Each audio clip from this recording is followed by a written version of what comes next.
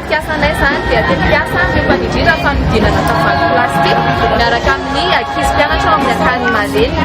Novidinay ilay akaniny marenina zany satria ny ankizy zao dia tianay hanana tombam-bidikely zany hoe estime de soi, ampitomboana ny estime de soi zareo ilay tetik'asa ary ihany koa ampitomboana ny fahaizan-jareo mampiasa ny tanany hanamboarana zavatra tsara azo ampiasaina amin'ny andavanandro. Dia izy ihany koa zany ho fiarovanay fa ndraisanay anjara ny fiarovana tontolo iainana.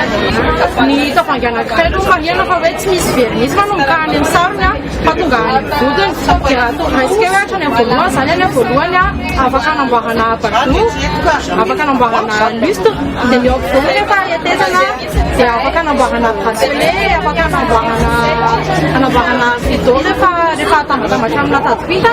Dia ho an'ny any amin'ny vodiny afaka hanamboarana porte-monnaie na hanamboarana porte-monnaie. Misy ihany koa afaka hoe manamboatra bougeoir sy ny karazany rehetrarehetra zany tsy misy vera zany dia afaka hanamboarana zavatra ny tavoahangy anankiray. Fitaovana ampiasanay zany voalohany indrindra aloha ny akora fototra ny tavoahangy plastika.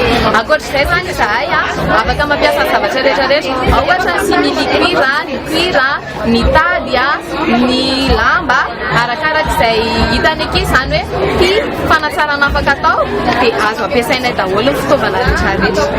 Rehefa azo ny vokatra dia mazava ho azy ny vokatra hoentinay ao amidy dia io vola azo amin'ny alalan'ny famarotana ny vokatra io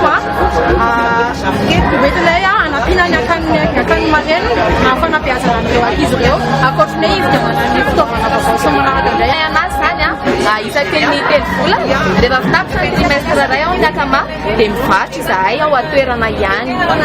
Ny tena mpanjifa aloha ny teo aloha satria tetik'asa vao nanomboka ihany izy ity dia tena nanjifa dia ny ray aman-dreny sy ny olona manodidina ny ireo ankizy marenina ireo fa manomboka izao zay efa tena misokatra ho an'ny olon-drehetra na vahiny koa dia afaka tena voniny zay hanome an'zareo ny produit. Anakiefatra zany izahay manorina ilay projet izahay ireo no mirotsaka eo anivon'ny akama miara-manao an'ilay tetik'asa amin'ny ankizy miara-manodina ilay tavoahangy amin'ny ankizy efatra vavy izahay.